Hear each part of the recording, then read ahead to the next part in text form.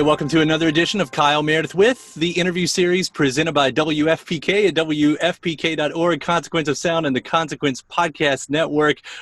Please do hit that subscribe. If you're not a subscriber, you know the drill. We put out interviews 3 times a week, every Monday, Wednesday, and Friday, right below. I am so excited to once again be talking with Robin Pecknold of Fleet Foxes. Hey, dude, how you doing? Hey, I'm great. I mean, all things considered, how are you doing? All things considered. That's sort of one of the lines from the year. Yep. But on the plus side, there's new music from Fleet Foxes land with this beautiful and fun new record, Shore, Yeah. which is kind of cool to say. I mean, it's always beautiful, but fun is not always a word I would use for every Fleet Foxes record. But there's something about this. Is that right? Yeah, for sure. I thought, 10 years in, my gosh, why not? And I guess, it's never fair to compare albums, but when you put it up to the last one with Crack Up, there does seem to be an obvious simplification going on here, concise. I mean, if you want to call it the pop songs or whatever. Is that something that you went into this thinking that you wanted to do? Yeah, I mean, I think like with Crack Up, that was kind of the end of the line in terms of certain kinds of songs that were, started to experiment with on Helplessness Blues, just kind of like multi-part things or these kind of suite-like things, it just didn't feel like doing that again, I think it would have just been diminishing returns. It became the challenge of kind of like finding other, I guess, because that can be a bit of a parlor trick kind of thing or a party trick where it's just like, hey, this is an 8-minute song. Wow. But there are plenty of 8-minute stretches of music on like any album that aren't like, no one takes that as like some grand accomplishment that's just on its face that they were able to string 8 minutes of music together. So I think like, I was thinking more about records like In the Airplane Over the Sea, stuff where there's like a simplicity, but there's also like this impossibility in terms of like finding the really good, simple thing that is worth working really hard on or worth finishing because,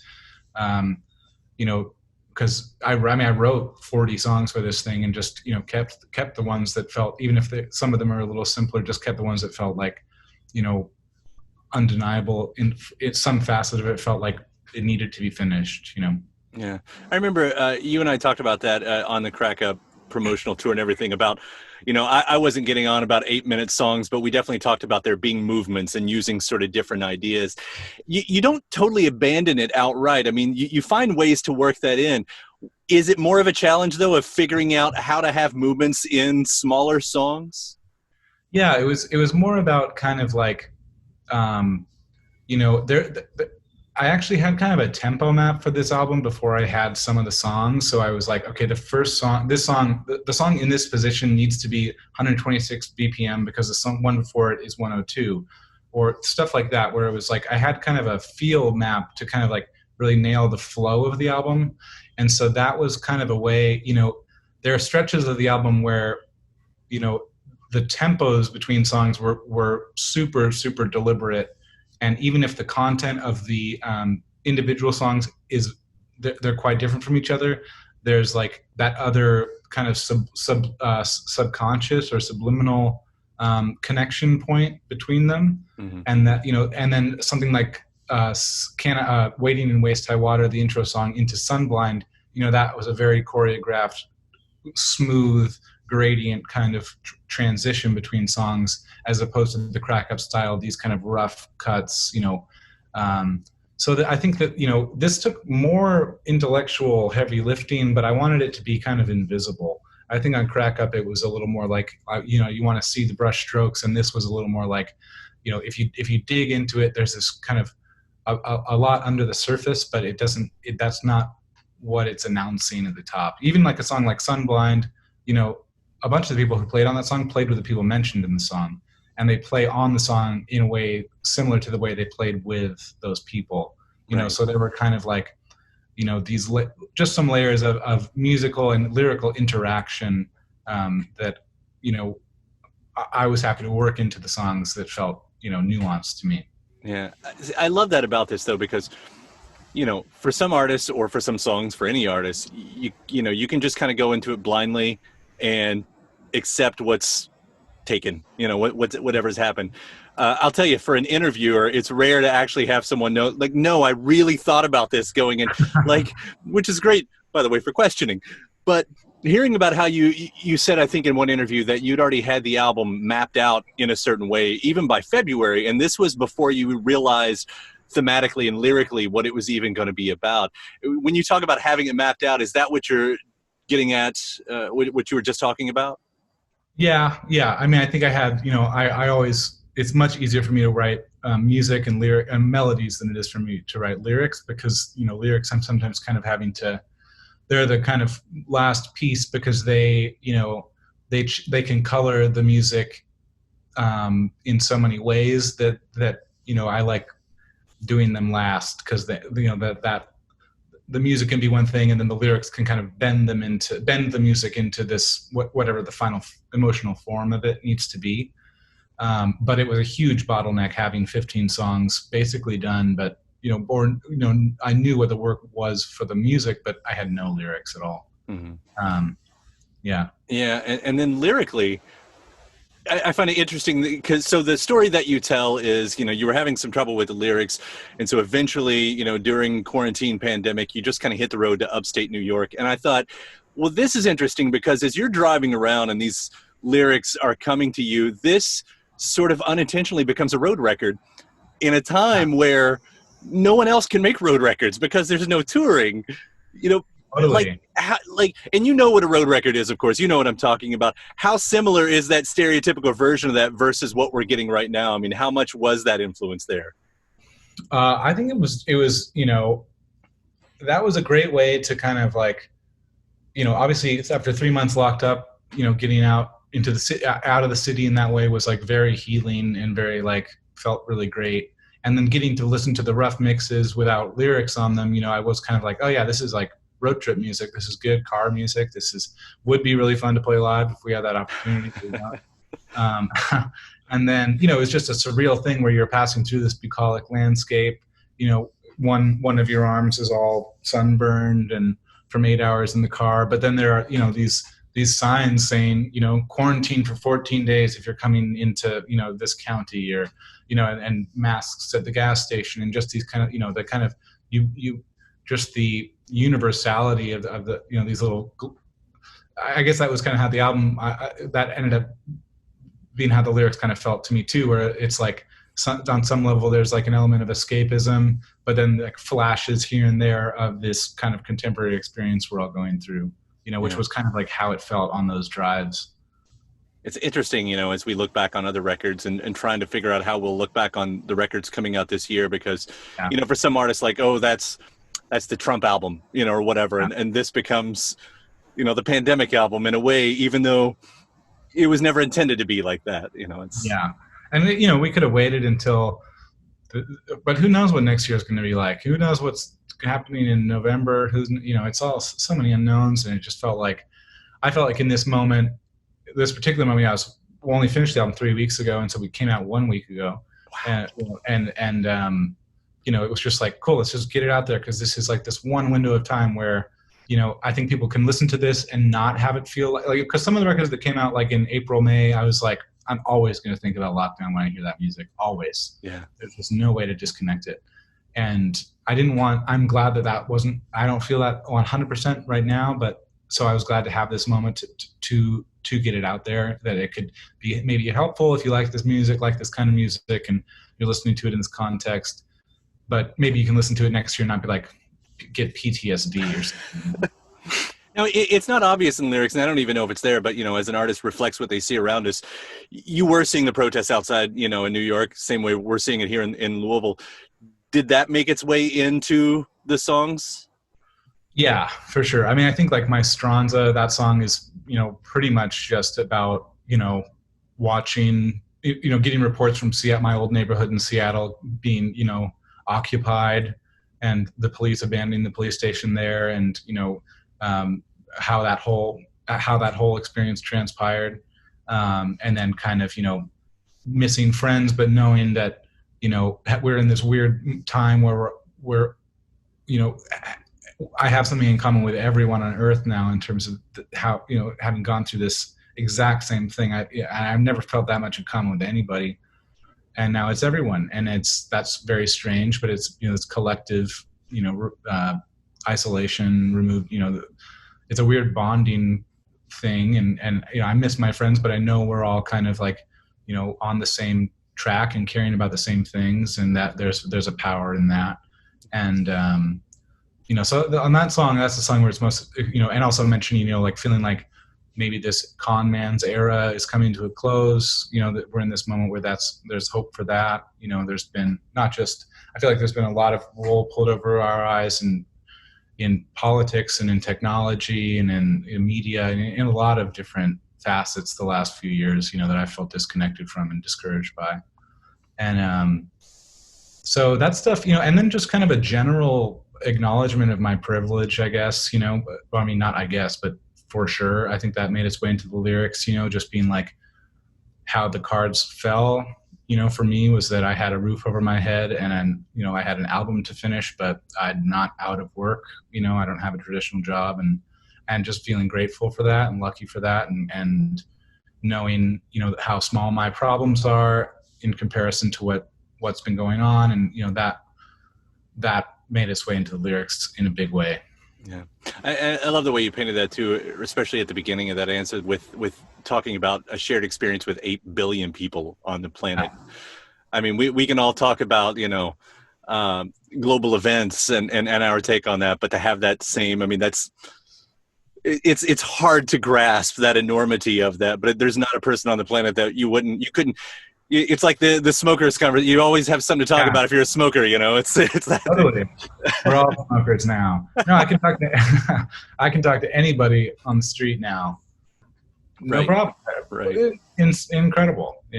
Quite unbelievable. Yeah. On that subject of people though, and I would like to hear about who the band is this time, who your collaborators are this time, because, you know, you're talking about, you know, when you said you put them all together and they play together, so that's the sound. Was, of course, that's a recipe. You know, we talk about when you put a certain recipe in the bowl, that's the meal you're going to come up with. Yeah. Who are the people you're playing with now, and I guess why them? Well, I mean, I think, you know, and this was also this aspect of it was also influenced by the pandemic for sure. I think, like, you know, back in September, I recorded the horns with the Westerlies, and back in November, I recorded a lot of drum tracks with Chris Bear from Grizzly Bear, and they did an incredible job. You know, Westerlies, I really wanted to work with them again after having such a great experience on Crack Up and on tour with them. And then Chris is just like such an incredible drummer, and, you know, I think Grizzly Bear is less active right now, and we've become friends over the years, and I just really wanted, you know, I thought, you know, I wanted to take the opportunity to record with him because I've just been such a big admirer, and I didn't want to, you know, I don't know if I'll be able to afford to do 17 days of drum sessions ever again, you know, so might as well do it this time with this guy that I admire so much, just in case, you know, who knows how the future will go. And then, you know, after that, I just kind of kept trucking along. You know, I think with Crack Up, Sky and I had a great co-producer kind of relationship on that was really good for our friendship. And then, you know, we did a week of sessions at the end of that album with Casey and Christian and Morgan, who have been, like, you know, in the band playing live and you know, contributing in great ways for the last 10 years, you know. And then I guess I was like, I just wanted those kind of, I just felt like I wanted to finish the album instead of opening it up to that kind of like week-long, you know, add some arrangements kind of like thing like we did on Crack Up. And since we don't have a tour to do, I just wanted to like zero in, finish this album with Beatrice, and then start working with those guys like on actually writing songs together, since we won't be able to do any kind of like touring for a while, and we've never actually done that before. You know, it's like, I you know, my ideal situation is that, you know, this project can accommodate a lot of different contributions from people, and that it doesn't have to be the same thing every time, because it actually hasn't been the same thing every time. You know, like the first Fleet Foxes record is, the drummer Nick Peterson and the bass player Craig Kern, who played on that record, they weren't actually on that tour. We had this other great lineup for that tour that kind of like really helped the band, be solidified in people's minds as like a thing. We had this album that was with those two guys, and then me doing all the vocals and most of the guitars, and then this great live band that kind of was like proving that the band was something real, And then that was a different thing on the next album, and then on the next album it was different from that too. So it's kind of like I'm just trying to balance, respecting the dynamics of the history of the band, and also opening it up to new contributions. Yeah, because if you had just gone under your name from the very beginning, this probably wouldn't even be part of the conversation. But because there's a band name, it sort of becomes like, well, who's the band this time? Sure. Right? To me, it's like I'm not. There's no way. Like those guys put in years of their lives to making this stuff visible. That's a huge part of why I am able to like talk to you, or why the band means anything to people. So it's not like, I don't know, it's I really honor that, and that means a lot to me. And I also have a vision for these things, and I like seeing that vision through, or I have liked that on these albums. Yeah. Well, that sort of brings into the very beginning of the record, because as the music starts, that's not your voice that we hear right off the bat, right? Yeah. I mean, and that's got to be a big choice too. Like, this album opens up not with me. Yeah, totally.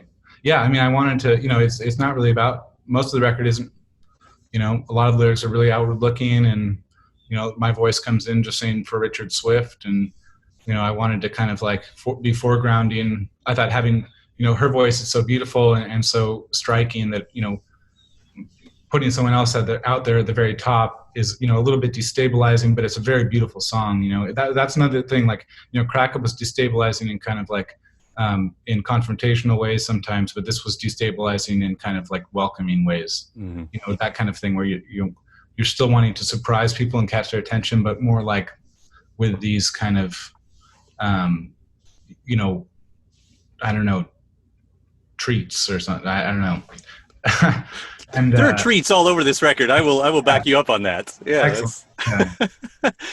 What's you did say something a minute ago too about making sure you honor the past of the band in that way while forging ahead.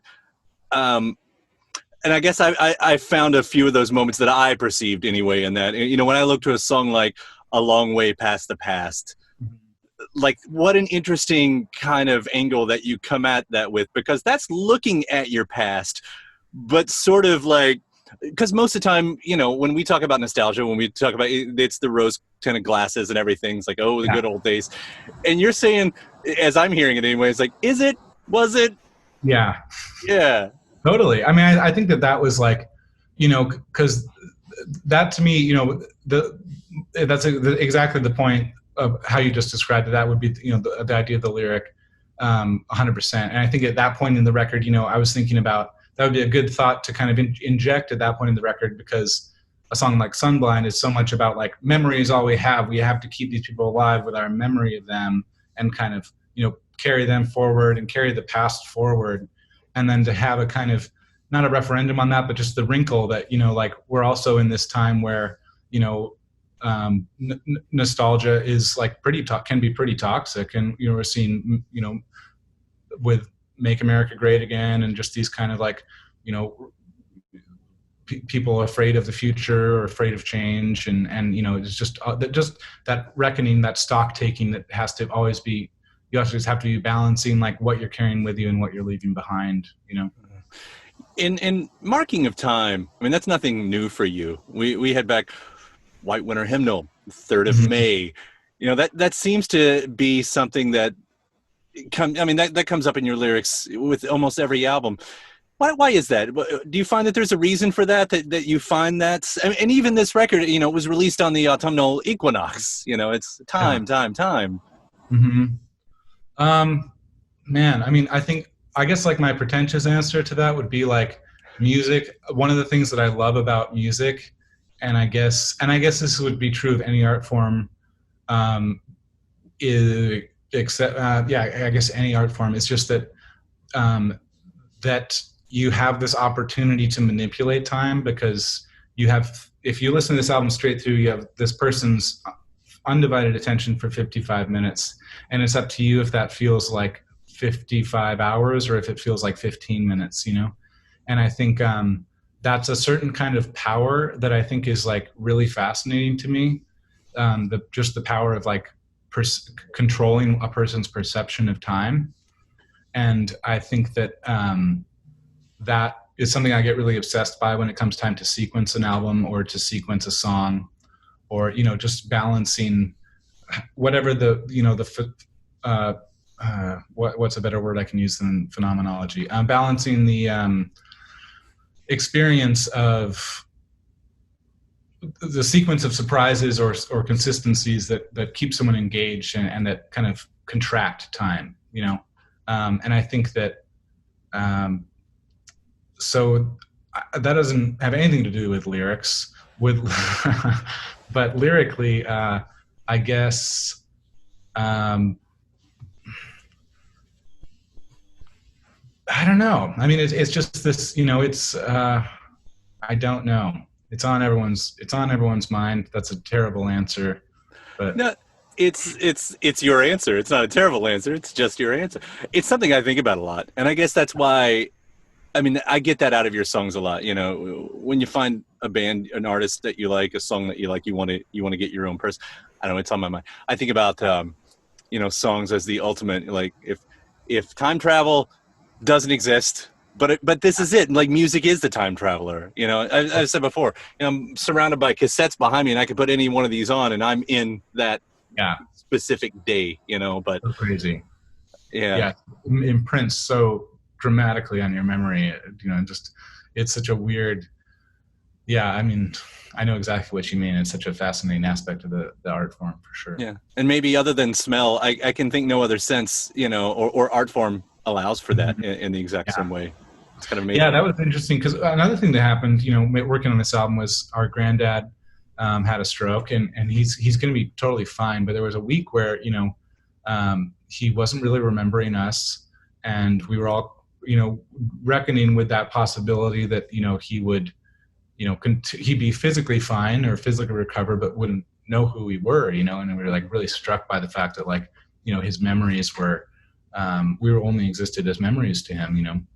And so then my dad, you know, he's like, got a little physical boombox thing that he could load MP3s of my grandpa's favorite songs onto, you know, and then they took that to the hospital.